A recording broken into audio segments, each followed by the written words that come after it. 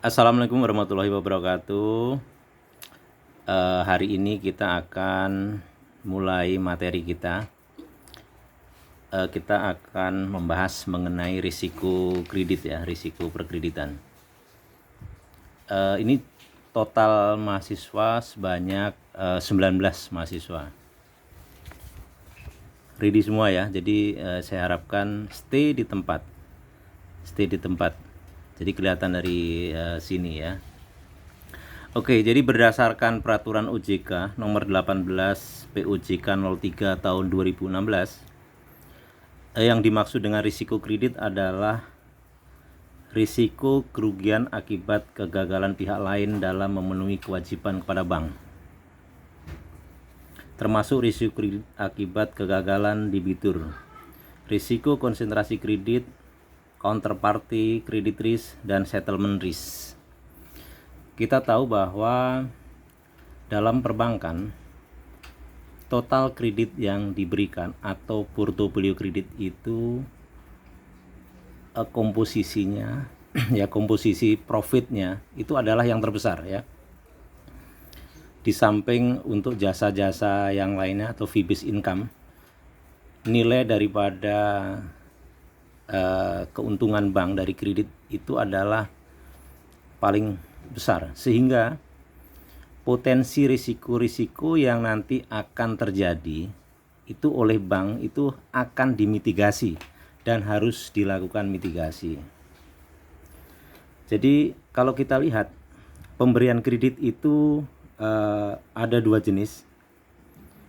Berdasarkan jenis kreditnya itu ada yang namanya cash loan. Ya, cash loan itu kredit yang diberikan kepada nasabah yang langsung. Contohnya berupa kredit modal kerja, ya, kredit investasi, maupun kredit KPR atau kepemilikan rumah. Itu namanya cash loan. Ada juga yang namanya non cash loan. Ya, non cash loan itu plafonnya nanti berupa fasilitas. Ya, jadi ada contohnya cash loan itu adalah bank garansi dan LC.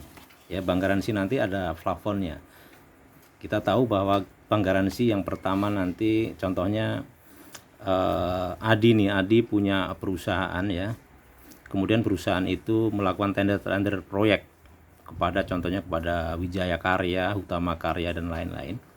Maka Adi membuka fasilitas bank garansi di salah satu bank. Kemudian nanti Adi akan memberikan namanya margin deposit di sana. Kemudian outstandingnya nanti hanya berdasarkan pemakaian. Contohnya Adi mau melakukan tender, maka bank akan mengeluarkan bid bond. Adi mau pembayaran uang muka, maka bank akan mengeluarkan namanya advance payment bond. Adi mau melaksanakan project, berarti Adi harus minta kepada banknya untuk menyiapkan performance bond. Ya, seperti itu. Itu namanya non cash loan, termasuk LC ya. Jadi contohnya si Fauzi mau impor barang dari Amerika, itu nanti bisa membuka namanya letter of credit dari salah satu bank devisa ya. Kalau bukan banknya bukan devisa, nggak bisa Fauzi ya. Jadi harus bank devisa. Kemudian selain pemberian kredit tadi, bank juga harus konsentrasi dalam memberikan kreditnya. Jadi konsentrasi nanti berdasarkan sektor ekonomi ya, dan kepada para obligor. Kemudian selain pemberian kredit, bank juga mengeluarkan namanya instrumen keuangan ya. Instrumen keuangan yang biasa dikeluarkan oleh bank itu biasanya ada 4. Berupa surat berharga, bisa berupa HTM atau hold to maturity, bisa berupa trading. Kemudian bisa berupa penempatan di bank itu bisa berupa giro ya, surat berharga, deposito, terus kredit antar bank, termasuk call money itu adalah penempatan di bank lain ya. Kemudian juga ada efek-efek, ada government dan corporate bond. Ya, ada juga surat perbendaharaan negara atau SPN. Kemudian bank juga mengeluarkan namanya derivatif, transaksi derivatif. Itu adalah contohnya adalah untuk swap, forward maupun option ya, untuk trading ya. Kalau kita lihat risiko kredit, risiko utama yang menjadi momok ya bagi perbankan itu adalah kredit macet. Kenapa kredit macet menjadi risiko utama? Karena bank telah mengeluarkan dana untuk nasabahnya. Contohnya bank memberikan pembiayaan 1 miliar. Ternyata kreditnya macet. Kalau macet, bank itu nanti akan berurusan dengan nasabahnya. Kalau nasabahnya sudah tidak sanggup lagi, maka bank akan mengambil jaminannya ya untuk dilelang. Nah, proses lelang itu memakan waktu yang panjang. Juga nanti harga lelang nanti kadang tidak menutupi outstandingnya ya, sehingga di situ ketika nasabah default maka bank mengalami kerugian, sehingga hal ini harus diantisipasi. Untuk risiko kredit ya itu ada 4. Risiko kredit itu yang utama itu ada 4. Yang pertama adalah risiko gagal bayar debitur ya, seperti yang saya contohkan tadi ya, nasabah tidak membayar kewajibannya atau default, itu merupakan risiko gagal bayar. Usahanya bangkrut juga bisa ya. Yang kedua itu adalah risiko konsentrasi kredit. Jadi inilah yang nanti akan kita bahas untuk hari ini, risiko konsentrasi kredit. Yang ketiga itu risiko counterparty credit risk. Ini biasanya bersifat bilateral ya, yang terjadi karena adanya transaksi pertukaran arus kas atau instrumen keuangan. Jadi yang hal itu dipengaruhi oleh pergerakan variabel pasar ya, counterparty namanya ya. Yang keempat adalah risiko settlement. Jadi risiko settlement itulah risiko akibat kegagalan penyerahan kas atau instrumen keuangan pada tanggal penyelesaian. Jadi ketika tanggal settlement itu harus dibayar ternyata tidak, maka bank akan mengalami kerugian. Itu jadi ada 4 ya risiko kredit. Kita akan membahas kali ini itu risiko konsentrasi kredit ya. Jadi yang 3 nanti akan kita bahas di minggu selanjutnya. Jadi kita fokus kepada risiko konsentrasi kredit. Saya kasih waktu untuk bertanya. Siapa yang mau bertanya? Adi. Oh, Adi, silakan bertanya. Bentar. Adi, silakan bertanya. Ini, Pak, ya, silakan bertanya, Adi. Terus misalkan ada nasabah nih yang kena dampak pandemi, misalkan bangkrut atau pemasukannya menurun. Terus harus yang dilakukan apa, Pak? Dari bank maupun pengusaha, Pak? Oke, jadi Adi bertanya, kondisi COVID saat ini usaha nasabah bangkrut, ya, usaha menurun. Apa yang harus dilakukan? Jadi pemerintah, ya, otoritas jasa keuangan sebagai pihak yang melakukan pengawasan terhadap bank itu sudah mengeluarkan yang namanya POJK, Peraturan Otoritas Jasa Keuangan nomor 11 POJK 03 tahun 2020. Itu tentang stimulus perekonomian nasional sebagai kebijakan counter cycle, atau counter cycle itu kondisi saat ini ya. Jadi kondisi yang tidak stabil ini atas dampak penyebaran virus corona. Ya, jadi pihak otoritas jasa keuangan sebagai pihak yang melakukan pengawasan terhadap bank itu mengeluarkan suatu aturan. Tujuan aturan itu adalah bahwa menimbang perkembangan penyebaran COVID-19 berdampak secara langsung terhadap usaha ya, secara langsung maupun tidak langsung terhadap kinerja dan kapasitas debitur, termasuk debitur usaha UKM, usaha kecil menengah, sehingga berpotensi mengganggu kinerja perbankan dan stabilitas sistem keuangan yang dapat mempengaruhi pertumbuhan ekonomi. Oleh karena itu, untuk mendorong optimalisasi fungsi intermediasi perbankan, jadi OJK itu memiliki fokusnya itu untuk melindungi perbankan dan menjaga sistem keuangan yang ada di kita, stabilitas sistem keuangan, serta mendukung pertumbuhan ekonomi. Jadi kebijakan stimulus itu dibuat untuk usaha kecil menengah yang secara langsung maupun tidak langsung berdampak. Kita tahu bahwa usaha kecil menengah ini melibatkan banyak karyawan ya, melibatkan banyak pengusaha-pengusaha yang entrepreneur, dan itu ketika usahanya bangkrut atau default ya, tidak bisa membayar, maka pemerintah turut serta ya. Jadi pemerintah tidak tinggal diam, pemerintah memberikan suatu kebijakan stimulus. Nah, kebijakan yang diambil itu adalah melalui apa yang disebut restrukturisasi kredit ya, direstrukturisasi. Bentuknya macam-macam. Yang pertama itu adalah penurunan suku bunga. Contohnya begini, karena usahanya, contohnya Adi tadi yang tanya Adi biasanya, contohnya Adi punya hutang 1 miliar, kemudian Adi setiap bulan membayar 10 juta.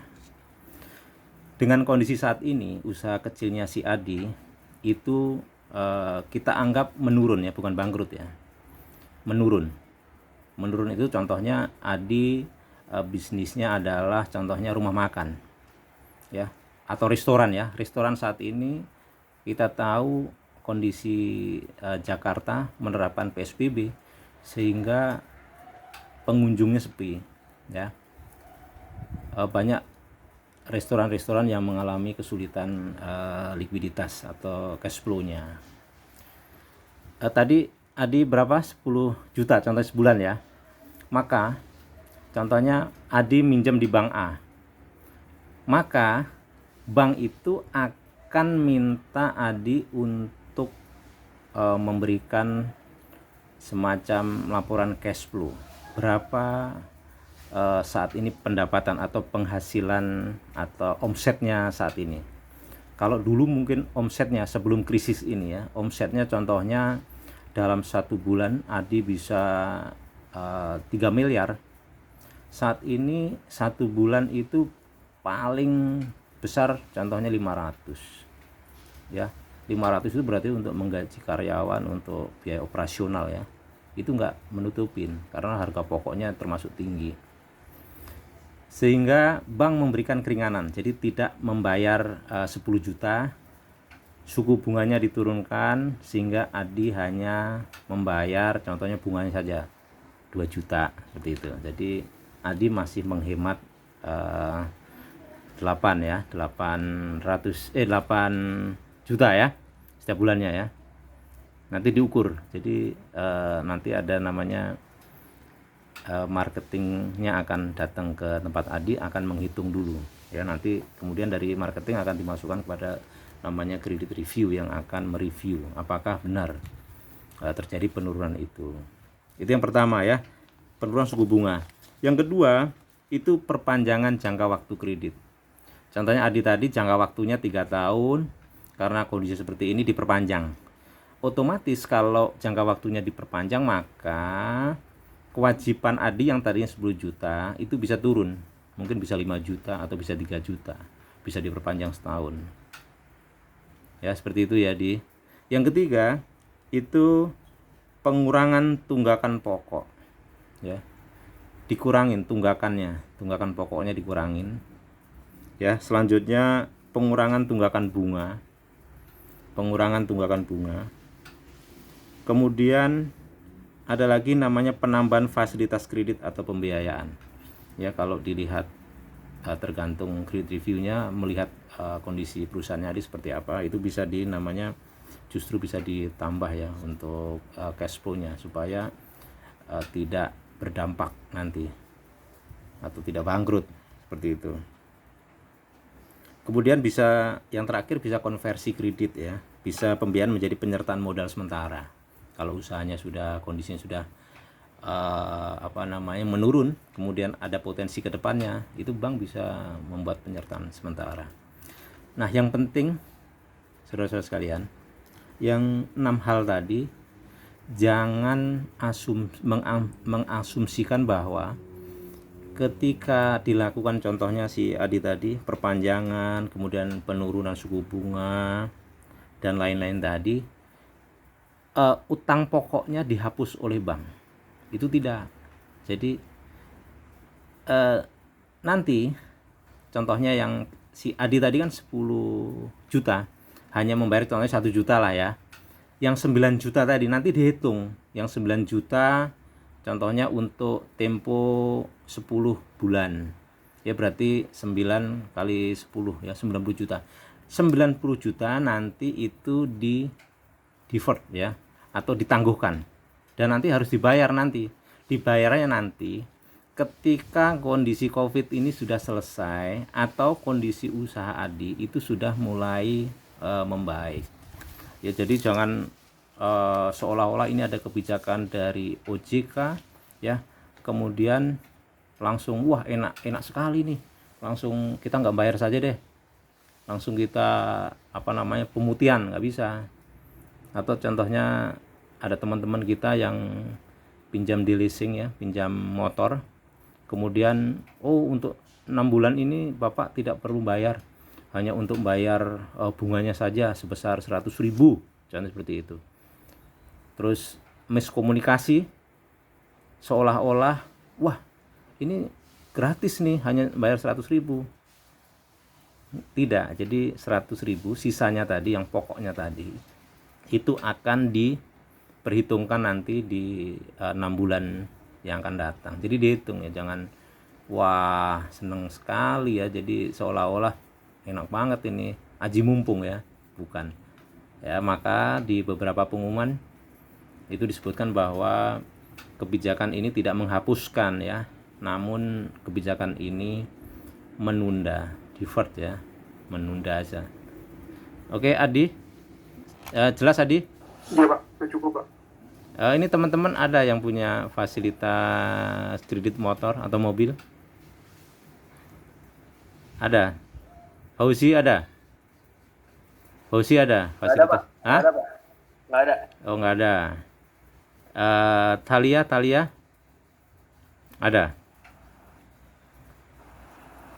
Nggak ada, Pak. Oh, nggak ada.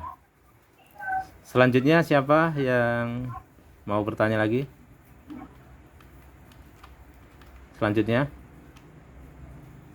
Oke, saya lanjutkan lagi ya. Kita lanjutkan. Jadi kita lanjutkan lagi. Tadi mengenai kebijakan risiko konsentrasi kredit ya, risiko konsentrasi kredit. Jadi dalam ilmu investasi itu ketika kita melakukan investasi, kita tidak disarankan untuk menaruh uangnya itu di dalam satu keranjang ya, atau di dalam satu portofolio ya. Contohnya siapa nih? Prima nih, contohnya Prima. Prima punya uang 10 miliar. ketika uang 10 miliar itu kalau ditaruh di rumah, uang itu nggak akan berkembang. Ya, uangnya akan tetap 10 miliar. Tapi ketika uang itu ditaruh di bank, uang itu akan menghasilkan keuntungan, ya. Nanti di situ ada bunganya. Ketika uang prima itu ditaruh di deposito, maka prima itu ongkang-ongkang kaki, duitnya sudah berkembang tanpa risiko.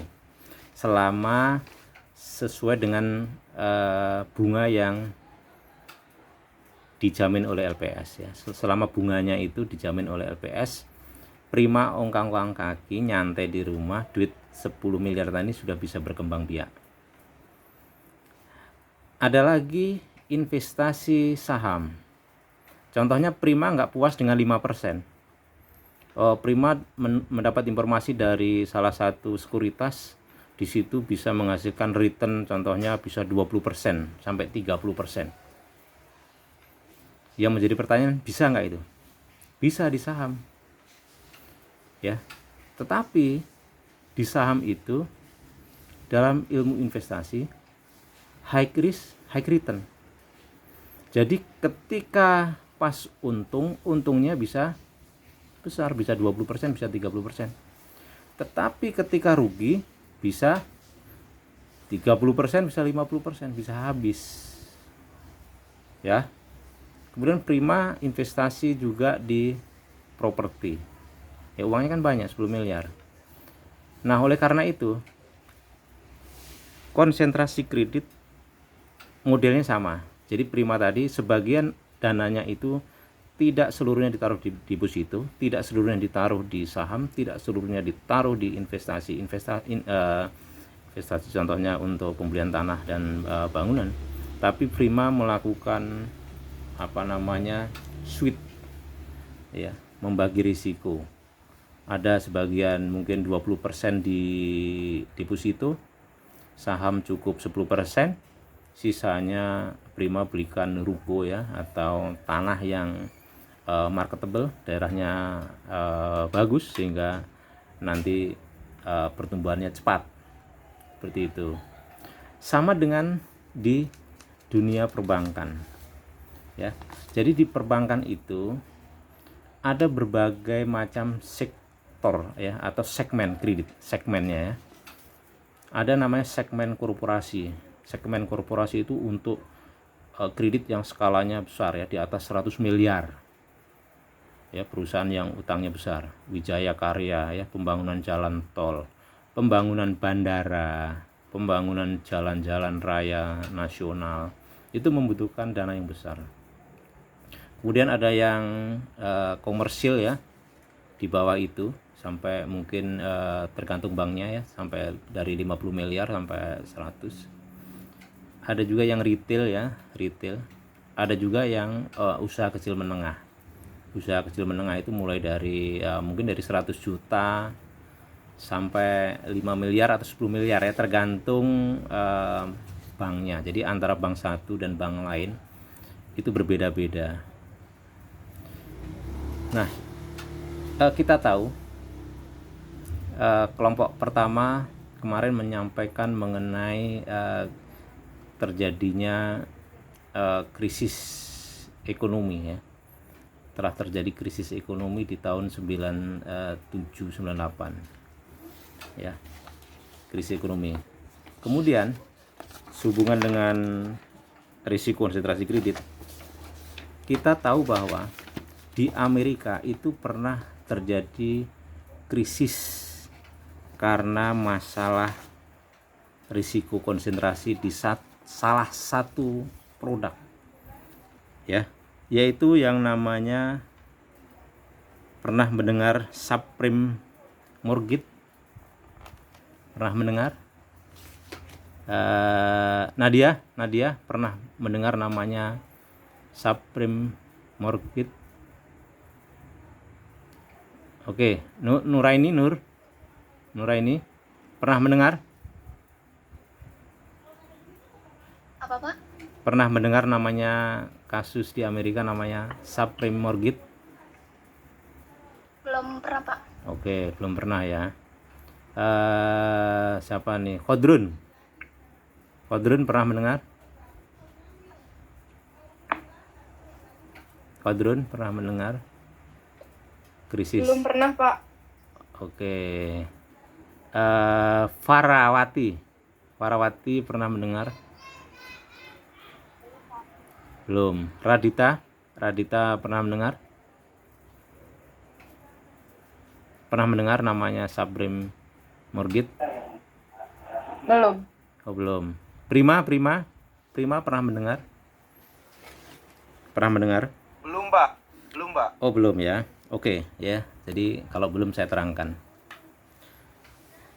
Jadi subprime mortgage itu terjadi di Amerika, di mana kita tahu bahwa pada tahun 2001 ya, 2001 itu Bank Sentral Amerika itu menurunkan suku bunganya itu sampai 1%, ya, sehingga banyak orang yang berbondong-bondong meminjam uangnya di bank karena suku bunganya rendah.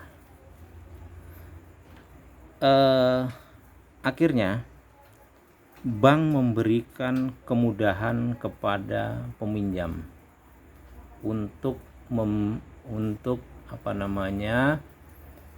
peminjam tersebut diberikan fasilitas yang namanya, kalau di kita KPR lah, kredit pemilikan rumah.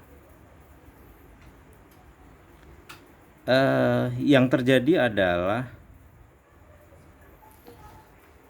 di sana ya, di Amerika terjadi kelebihan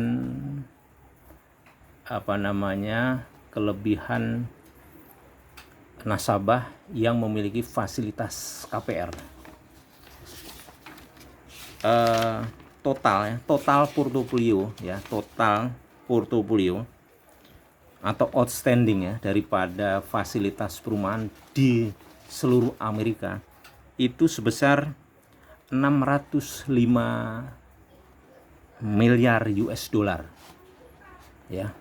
605 kita kalikan 15.000 ya, contoh kita kursnya 15.000 itu sama dengan 9.075 triliun.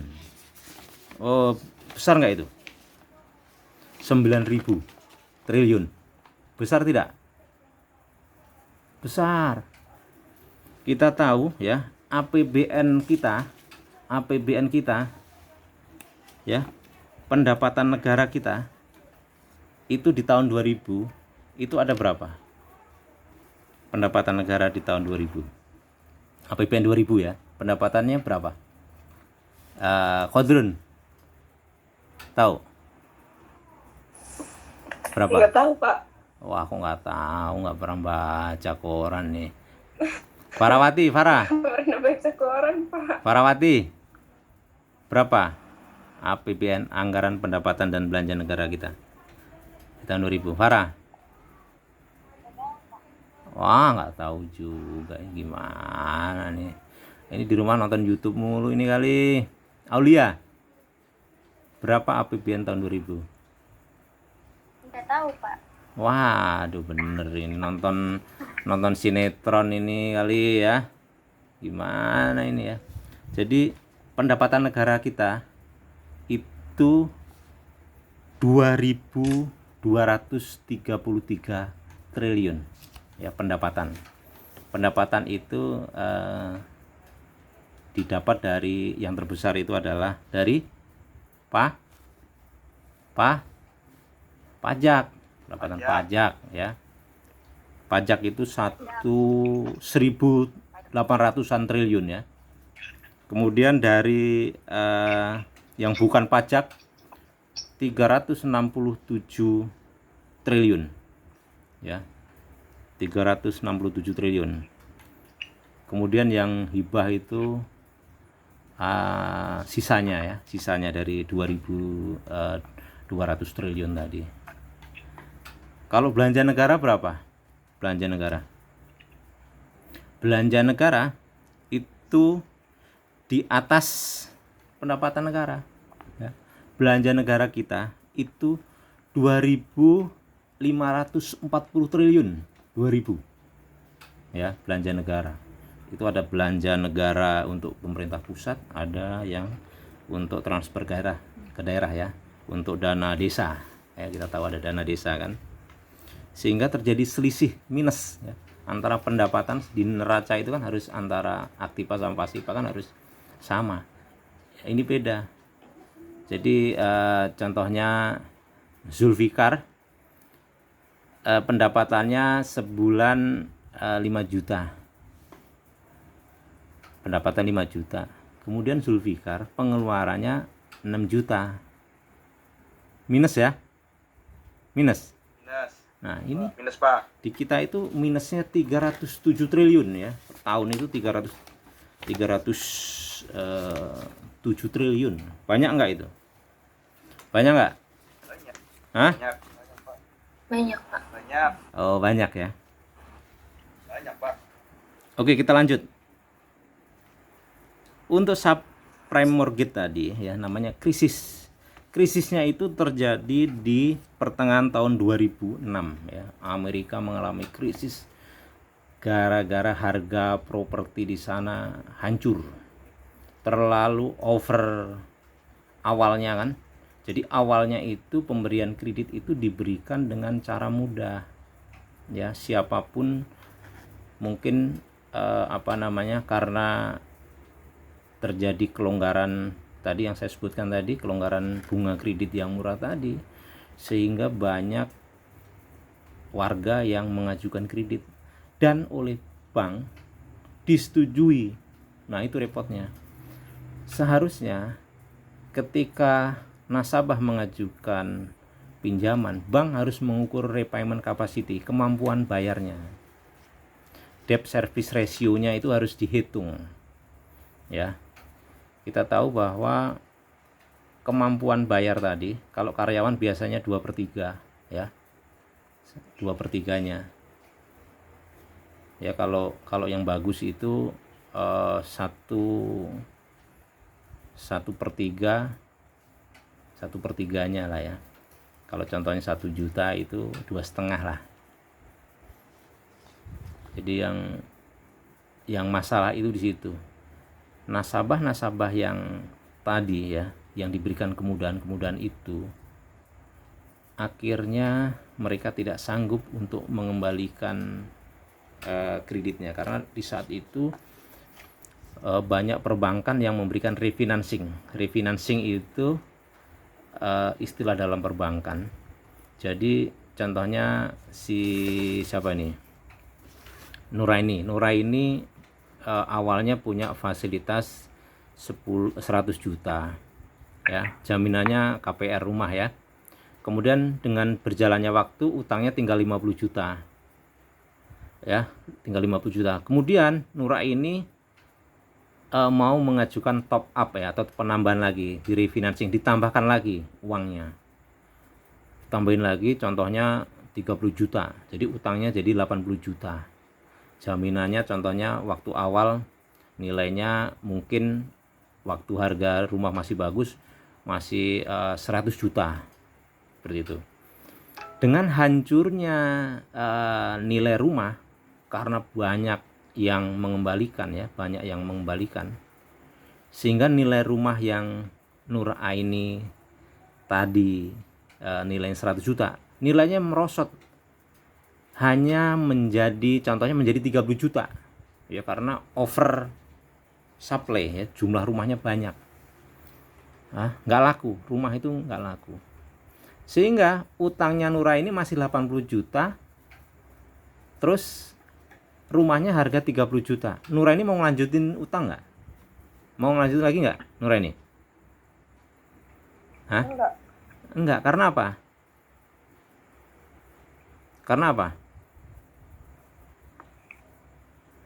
Karena nilainya sudah tidak sebanding, collateral coverage-nya itu sudah nggak sebanding. Ya lebih baik Nuraini beli rumah lagi ya, daripada uang 80 juta dikembalikan ke bank. Nah, itu yang terjadi di Amerika ya, itu yang terjadi di Amerika seperti itu ya. Sehingga dana yang ada tadi ya, berarti sebesar berapa tadi?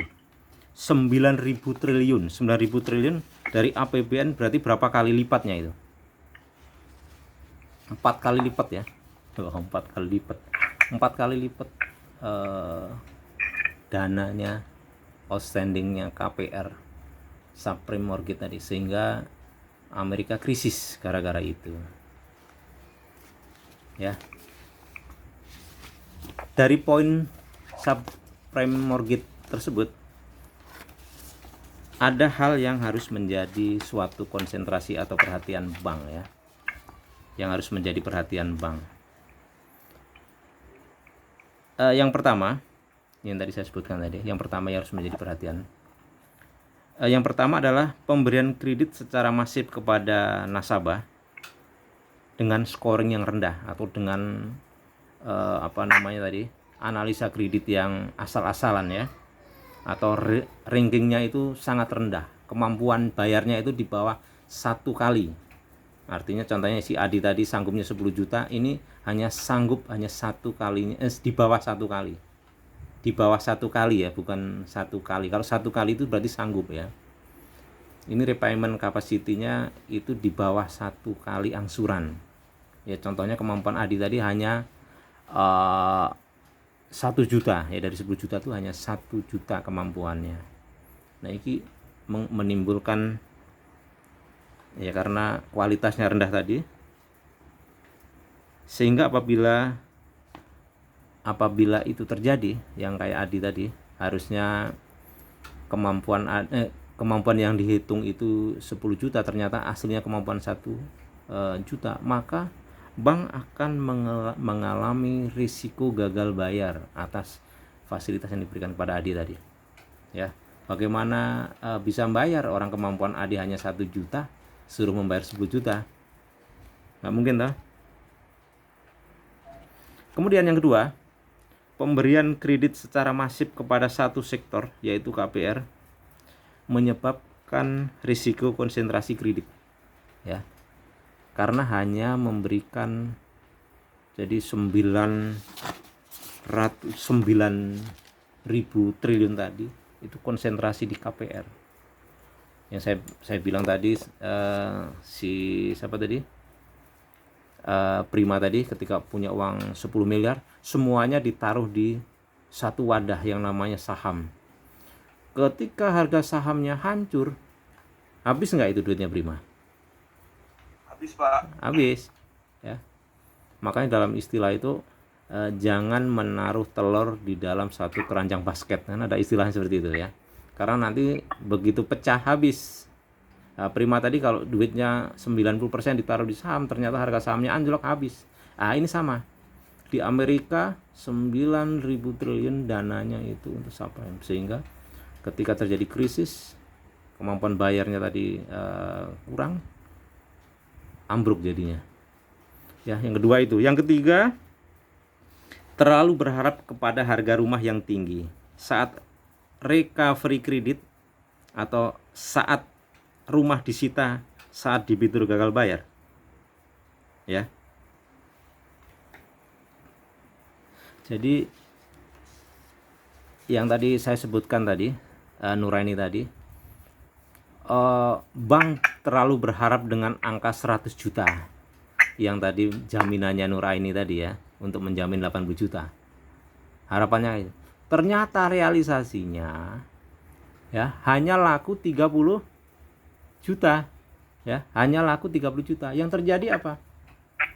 Bank rugi atau tidak, Nur? Bank rugi atau tidak? Rugi, Pak. Rugi. Tadi Nuraini sudah di top up ya, jadi outstandingnya jadi 80 juta, sedangkan nilai rumahnya hanya 30 juta. Nanti dilelang, begitu dilelang biaya lelangnya mahal, bisa jadi recovery rate-nya hanya 20 juta ya, mungkin bisa 10 juta.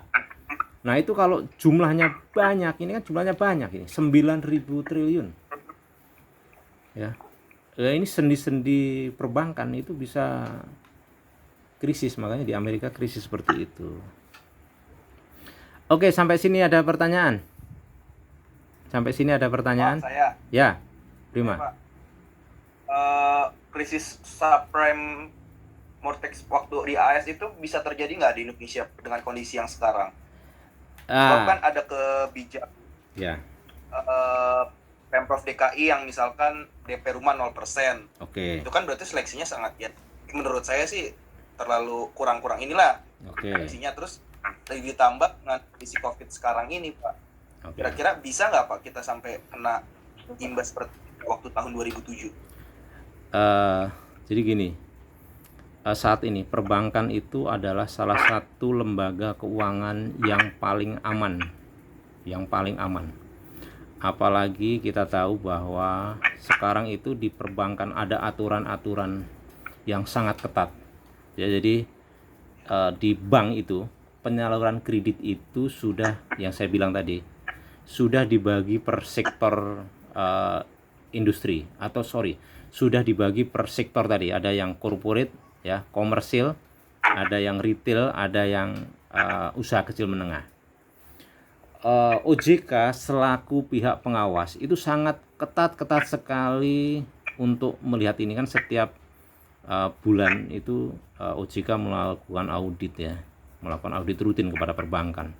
Nanti kalau melanggar itu juga nanti akan kena sanksi, ya. Jadi peraturannya sudah ketat, prima, ya. Dulu ini kebijakan ini karena stimulus, ya, stimulus diberikan Amerika tahun 2001 itu karena memang di Amerika lagi mau menggenjot sektor KPR ini, mau digenjot seperti itu, sehingga ketika over supply kelabakan, yaitu tadi karena analisanya yang tadi saya sampaikan, yang pertama tadi, analisanya tidak prudent, hanya asal-asalan.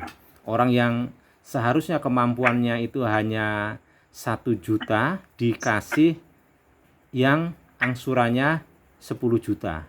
Itu bisa bayar nggak, Prima? Pak. Nggak mungkin bisa, ya. Sekarang di bank aturan mengenai analisa kredit itu ketat, jadi nggak sembarangan. Ada memang yang kredit macetnya, tetapi kan sudah diukur, ya. Bank itu diukur, sudah ada parameter, ya, tidak boleh lebih dari 5% dari total portofolio kredit yang diberikan, ya.